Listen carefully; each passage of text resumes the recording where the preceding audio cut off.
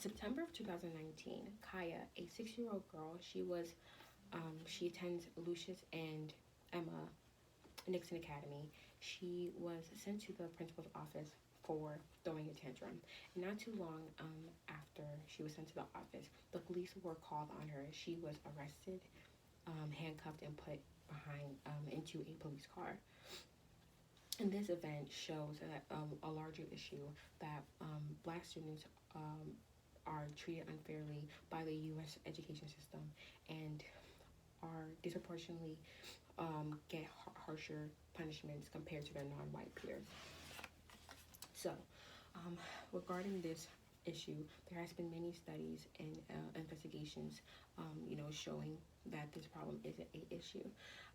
For example, Daniel Lawson, he is a educator who, saw a pattern in his research that black students they miss so much school. Why do black students miss so much school? And it's due to that they are more susceptible of being suspended or even expelled from schools, which leads to that issue and even other issues more than that. And another study was actually conducted by Yale, where they sat down these sat down teachers, and they told them to watch bad behaviors amongst these students.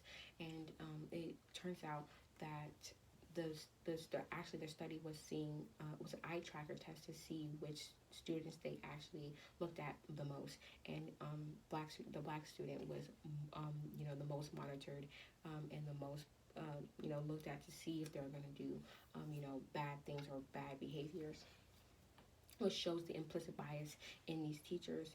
And another investigation was the study named Breaking Rules, where they looked. It was in Bryan, Texas, where they looked, at all the schools in the county, and they looked at the data of expulsion, suspension rates, and all that stuff, and they concluded that black students are 3 times as likely to be suspended from schools, and are more susceptible of getting harsher punishments for first time offenses, which shows that this is a a issue that we need to tackle. So the cause of this of this of this problem is simply racism, and how it manifests in the U.S. education system. So we can look back to Lyndon B. Johnson's presidency, where he opened the Office of Civil Rights. And during that time, they actually opened an investigation to see why were so many black students were labeled as disabled. And it was a tactic to get black students out of these schools, to reject integration at the time. Fast forward, then we have the Bush and Clinton presidencies, where they enacted zero tolerance policies, which disproportionately affected black students. They were getting suspended for nonviolent crimes like talking back or violating the dress code. And then more recent terms, during the Obama administration, they actually took the Breaking Rules study and just see if it was actually a problem on a nationwide scale.